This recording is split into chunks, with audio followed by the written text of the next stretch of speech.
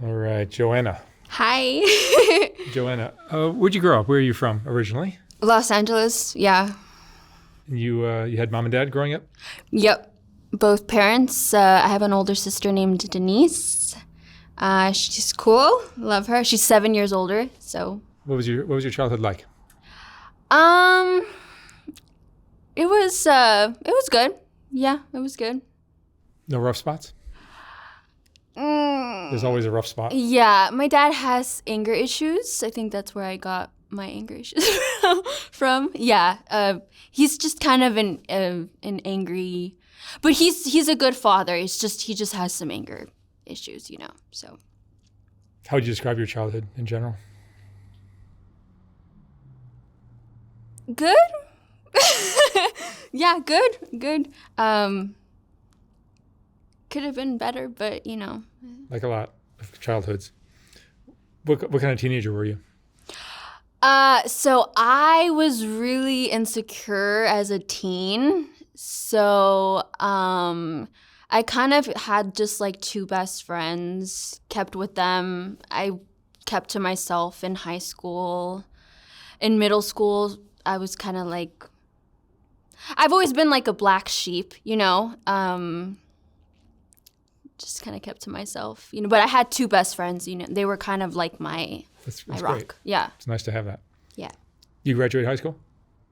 Yeah, I did. Barely. Barely, yeah. Yeah, I graduated. What did you want to do after you graduate? So I wanted to go to art school in France. I don't know it's like I know the name, but I don't know the name of the school. I wanted to go to school in France for art, like drawing and stuff. Cool. But plans change, so. And what did happen? What did happen? That's a good question. Just life, when I was 20, I developed obsessive compulsive disorder, and it's like a hard illness. Mental illness just in general is just, it's a lot to take in, and I feel like society nowadays is like, I don't know, I feel like society has this kind of like fake, like, oh my God, it's okay to struggle from mental illness. But like when someone actually sees, when like society sees a person actually struggling, like in society, they're like, oh, I feel like they're not as forgiving, if that makes sense. What were your particular struggles? With OCD, because so like I have just right OCD, which is like wanting things to be particular and perfect, and and I have contamination OCD, and what else did I struggle with? Just washing the golden standard, washing the hands, and I would like literally wash my hands for like 45 minutes to an hour in just a ritualized way. It had to be perfect, or the size I wasn't allowed to eat, or I wouldn't be allowed to go on throughout my day, and it like, yeah. Yeah, it's just a horrible illness to have, and yeah, That gets in the way of life. Oh yeah, no, it hinders life. It hinders me, But now with OCD, it's kind of taken like the background, and now I recently developed like psychosis, so I'm dealing with that now. But I'm on meds, so I'm stabilized. Yeah. Have drugs been a part of your life? So I've done drink alcohol, like literally like a handful of times, like 3 times. I hate alcohol. I think it's disgusting. I'm not a fan. Weed, I've smoked, done edibles. The last time I done an edible was like February of this year. So I don't do weed anymore because it makes me like really fucking paranoid. I can swear, right? Yeah. Mm-hmm. Okay. It just makes me really fucking paranoid, and I'd rather not do it altogether, And I've done LSD like once like years ago. So you're not a big drug user?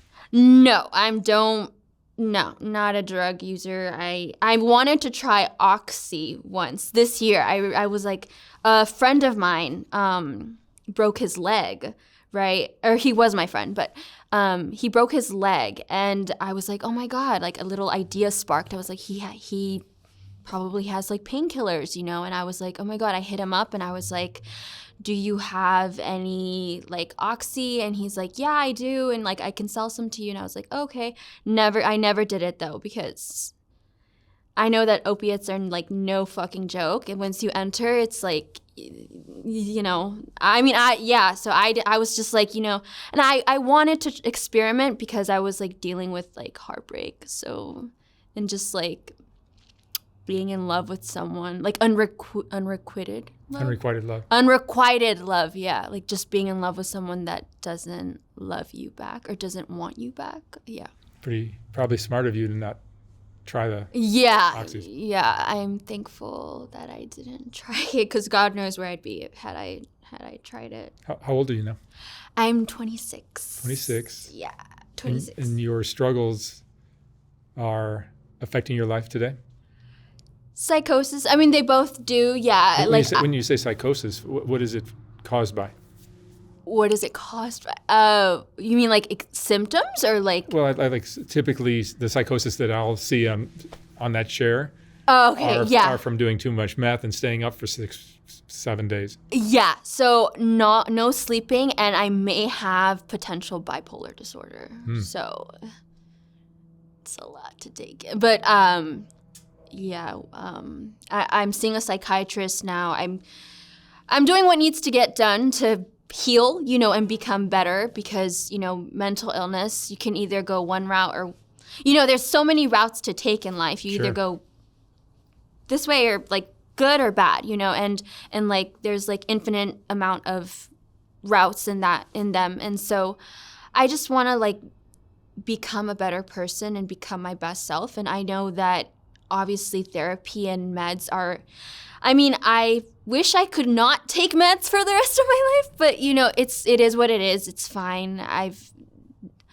I'm not against psychiatric medication because before I used to be like, no, I can deal without like meds, you know, like, but now it's just like, okay, you know, just take the meds, you know, it's okay. Like, you know. Do they help you? Oh yeah, no, the antipsychotic is amazing. I take meds are amazing. You know. What do you take? I take so right now I take Zoloft 150 milligrams, and I take also Abilify 5 milligrams, and then melatonin for sleep. Yeah.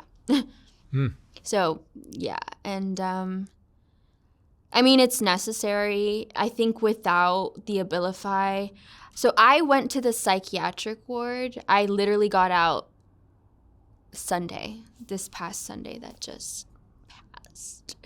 And so this is like my 5th day out, and I'm just like embracing being out of the hospital because, you know, like being in a psychiatric hospital is not, I mean, it's like I love therapy, but it's a lot. Like there's so many people in there, and like, I don't know.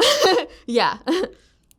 Yeah, it's just a lot to take in. And I'm the type of person that I have anger issues. So, like, I tend to lash out a lot given the smallest trigger, you know. So, like, being in the psychiatric ward, you're locked up. Not locked up, but you're in a group, in a space with other individuals who are struggling. And I can kind of be a hard patient yeah. It's difficult to get along with others that have other issues? So it's because sometimes like I get triggered during therapy, or like sometimes like, and so like I'll cry, and like when I cry, I try to like I guess like a defense mechanism for me is like anger and sadness are like linked. So like I'll like throw a whole fit, I'll start swearing, and I'll be like, I'll throw shit, and I'll like, you know, like, and I just become so I don't know. It's just the rage, just like, I don't know. Yeah. I just become like a complete different person when I'm angry. And I'm not proud of it, but it just kind of takes over, and it kind of takes over me. And I'm like, and I do breathing exercises, like I take what I learned from therapy and I do what I need to do. But I still feel like, I don't know, anger is just, it's a lot to deal with. Emotions. Have there been times in your life where things have been smooth and everything's fine? Probably like 2018, the year 2018, but then 2019 came, and as soon as January started, it was just like my brain I developed OCD, and that was when COVID kind of kicked in, right? Yeah, and so I was just kind of like a new person. It was literally like the flip of a switch, and I was just like, what the fuck is going on? Like, am I going crazy? Like, what? Like, I literally felt like I was going, like, I was like, what is going on? Like, I'm having these thoughts, like I'm doing these behaviors, I'm not feeling alleviated. Like, it was madness, like even thinking about, and it made me like, yeah, and it does make me sad because I think about like, sorry, I'm just like zoning out. Yeah. I'm just like trying to go back to like that year. I was 5150, like, so January starts, and then I was 5150 like April 13th, 2019. That was my first 5150. And I remember being in the hospital, and like the nurses would be like, Joanna, let's take a shower, right? And I'd be like, I would just walk past them and I'd be like, nah, I'm not. Because like one of my triggers was like, I couldn't shower for a while because like being in the shower was a place of trigger, And so like with OCD, like when you're triggered, you sometimes a way to is like avoidance. So like, for example, like I wouldn't take showers. I know it sounds gross and disgusting, but it was the truth of the matter. And yeah, and I think, yeah. For everyone, I've learned that people that have all these shortcomings and these struggles that you're describing, Yeah. you also have some strengths. Yeah, that's true. No strengths, yeah. What are some of your strengths? I guess relentlessness. I say this during therapy. Yeah, relentlessness, kind of, and resiliency. That's great. Yeah, and kind of like just, yeah, I'm pretty relentless. When I want something, I tend to, like in a good, in like a healthy manner, I tend to not give up until I reach it, or better than, like, yeah. Yeah. So, and another strength would probably be like creativity. I love art, all forms of art. Particularly for me, I love drawing, makeup, and what else? Drawing, makeup, and I want to get into film photography. I love film photography, and writing. I love writing, like poetry or journaling, or yeah, it's fun. Do you have any regrets in your life? Regrets. That's a good question. Regrets in my life. Probably. No, I don't. I think things happen the way they should happen.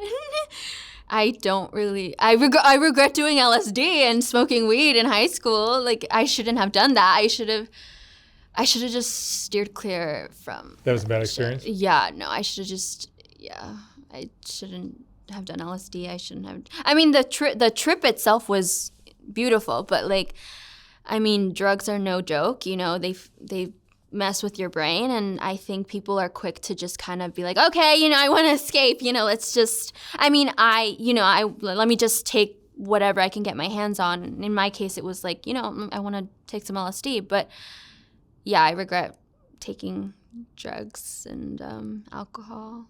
Yeah. Where do you live now? Venice, Mar Vista. And you're on your own?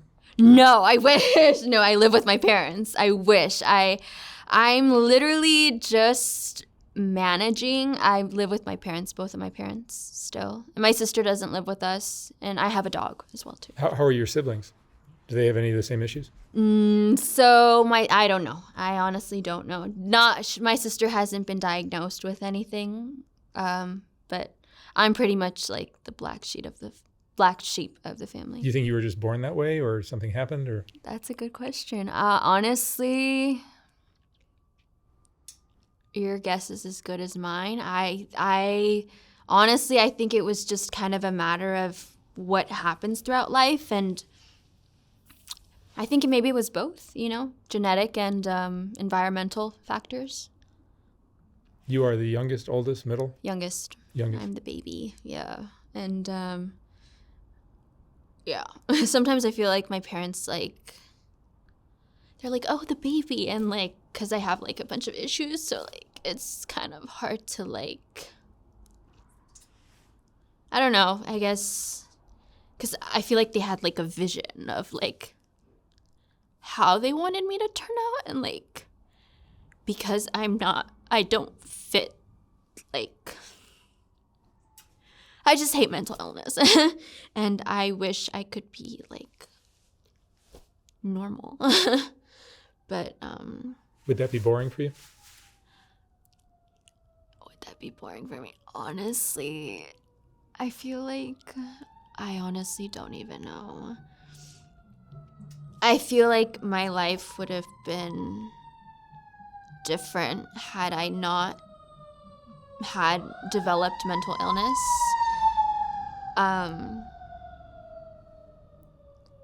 I don't know, because, like, right now I always feel like I'm striving to be, like,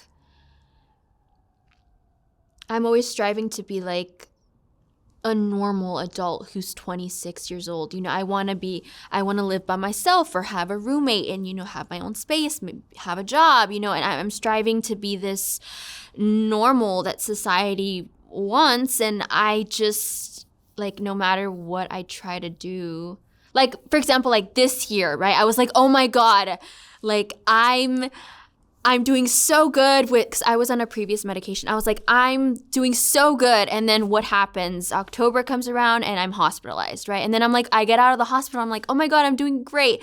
Then a month passes, November, Thanksgiving, and I'm admitted again into the psychiatric ward. And so, like, I just want to be a stable person. It's happened over and over again where you kind of go off the track. Yeah, I don't listen. It's because I can be stubborn. I can be, like, yeah, I always end up back in, like, the hospital, or, like, the police always get called on me, and the police are like, okay, you're not of sound mind. We're going to take you to the hospital. And then when I'm in the hospital, I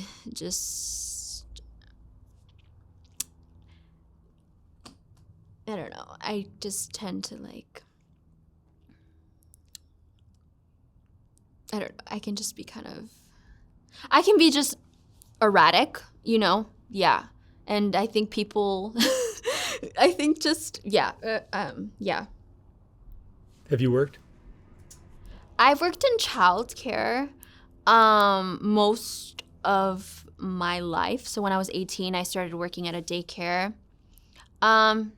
Working with kids, babysitting, Other than that, I've worked, like, I've had jobs, but, like, they always fire me, like, 1, 2, 3 months in, or I leave it because I'm like, I don't fucking like this shit. So I just which I know is not, it's not, like, adult behavior. An adult's like, I'm just gonna stay in this job and be stable, but I'm just like, I don't like it, so I'm gonna fucking leave. But my last job was February. They fired me. Yeah, I worked at a bakery in Culver City.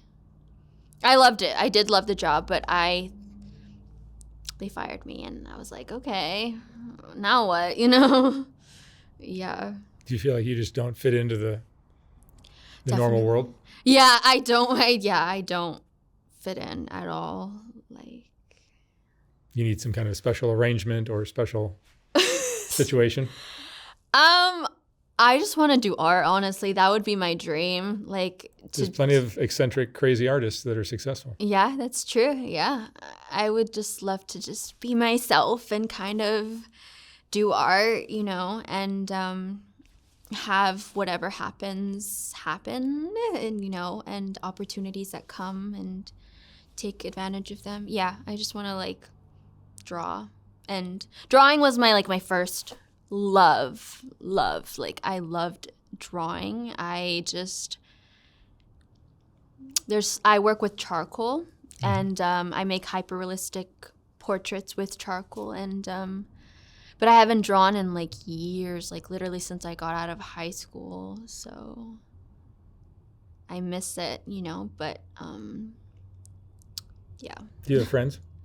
No, I have one friend, but I don't think she's my friend right now, because I spoke to her, but I texted her or DM'd her, but she hasn't replied to me. And so honestly, I don't think we're friends anymore. But yeah, other than her, I don't have friends, no. Do you feel misunderstood by most people? Yeah, a lot of the time. I feel like people think I'm just like,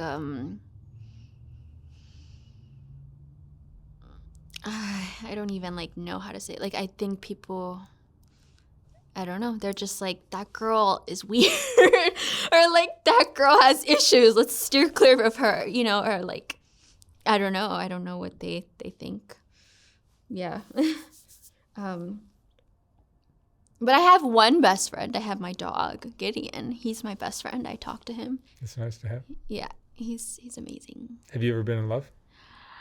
Yeah. I have. I've had one boyfriend, but I don't think I would say that I was in love with him.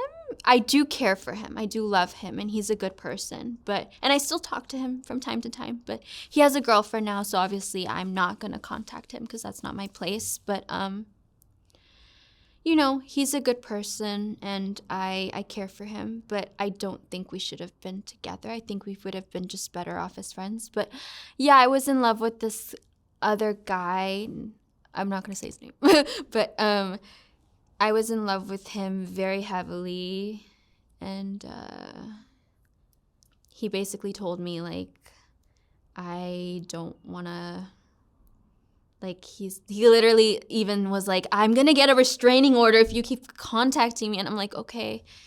It's because he has me blocked, but I, like, text him from, like, this is, like, so bad. I'm, like, I'll, like, turn off the iMessage feature, so then the message goes through. And I'll text him, like, I love you, you know, like, I'm in love with you. And, yeah... He was very beautiful to me. He knows, if he watches this, he knows who he is. And yeah. I don't think he'll watch this, but But what do you wish was different about the world? About the world? I think humanity is just very harsh. Humans For tend sure to they be... are, yeah. Huh? For sure they are. Yeah, humans are just very harsh when... I think we just need to love one another. This sounds dumb. But no, just like maybe, what do I think was different about the world? That's a good question. Just better understanding as humans, you know? I think people tend to, I don't know. That's a good question. I mean, our president. I'm not gonna go into it. No, don't go into that. I don't know. Yeah, I think there's a lot that could. I think hate just needs to. We need to heal one another. That's why I try to be like kind and stuff, like when I'm not angry. I see no problem with that. Yeah. Plenty of hate out there. Yeah, it's lots of hate, and it's like, it's just not good, you know? And I think one good deed goes, you know, it's like the butterfly effect, you know, like how like the butterfly flaps its wings, and like they say like a hurricane, or I don't even know the whole thing, but yeah, it's like I believe in like little acts of kindness can like, you know, send like a bigger effect than I think most people think, you know. That's why I try to be like kind, and but when I'm not like fueled with anger, but I try to be kind, but like, yeah. Mental health is a challenge. It is, yeah. I would say to people who are not mentally, who do not have a mental illness, that mental illness is not just about willpower. I think like a lot of people think it's about control. Like, okay, like control your emotions, or control your mood, or control your behaviors. Like, just don't think about it, or, you know, just don't do it. And it's just like, that's not how it is at all. And I think people always, like, it's okay to not understand something. You know, you can say, okay, I don't understand what you're going through, you know, but we'll go, like, I'm going to help you. But, like, I just feel like everybody wants to, like, understand mental illness, and, like, I don't know. I just would say that it's not about willpower. If it was, it wouldn't be an illness, you know, and there wouldn't be millions and millions of people struggling with said mental illness, you know, like yeah. But it's painful. It's the most painful thing that I've ever gone through in my, so far, knock on wood, but it's painful, and the most painful thing I've ever gone through in my life. And yeah. I wish people just wouldn't like make it seem like it's something other than what it is, because I mean, it's an illness, you know.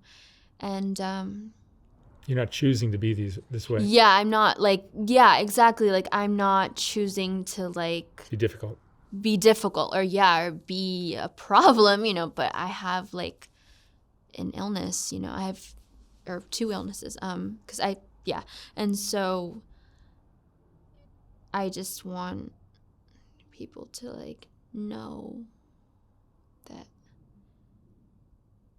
mental illness is hard enough, and not to like,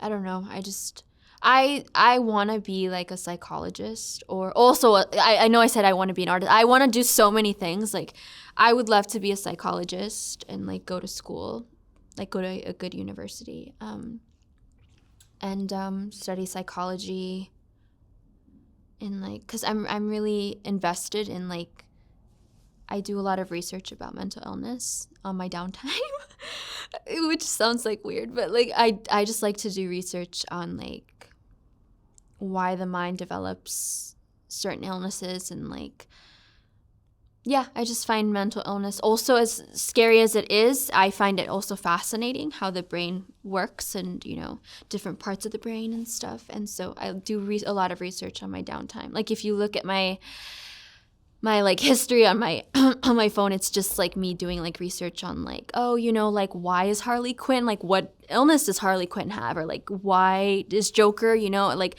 or like just like superheroes, or like, you know, or like people that like characters in like Euphoria. I love Euphoria. Or like Shameless is another show that I love. Yeah, I just like to like take like shows or movies and like do research on like the characters. Sounds like lame, but yeah. And yeah, and I watch you. I watch Soft White Underbelly a lot. like I know Cosmo. I love her. She's so funny. And like Rebecca, and like I watch other interviews as well too. Like I mostly watch like the sex worker ones because like I find them kind of like fascinating. And yeah. And do you have any other questions? No, that's all right. All right, Joanna, thank you so much for sharing your story. Okay. I Bye. wish you lots of luck. Okay. Thank you. Bye.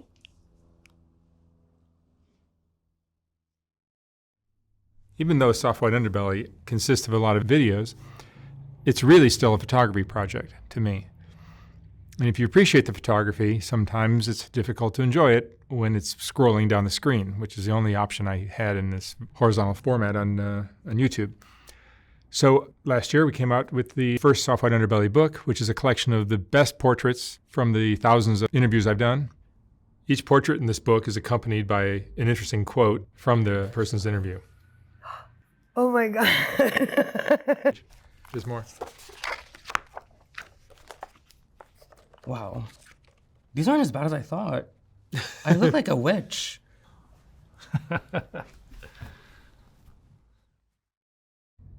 I will not be reprinting this book when it sells out. So once it's gone for good.